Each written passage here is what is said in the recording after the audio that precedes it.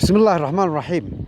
xarunta cilmi baadhista aqoonta dhaqanka ee carre edeg waxay ku wargelinaysaa dhammaan guud ahaan caasimadaha dalka in roobabkii ay bilaabayaan xagaamadoobaha dabayaaqadiisu noocyada roobabka dhacaya waxa weeyaan jirdagooye iyo roobabkii loo oran jiray mijahaadle sidaa darteed waxaan ku wacyigelinaynaa in laga bilaabo 11 bisha July ilaa 15 bisha July ay roobabku xidhiidh noqonayaan haddii alla yiraahdo saynu cimilada ka filano iyo saadaasha cimilada aynu ka filano marka sidaa lagu baraarugsanaado meelaha dooxyadana sidii caadiga ahayd aan u sheegi jirnay waxaan leenahay hal iskaga sii guuro.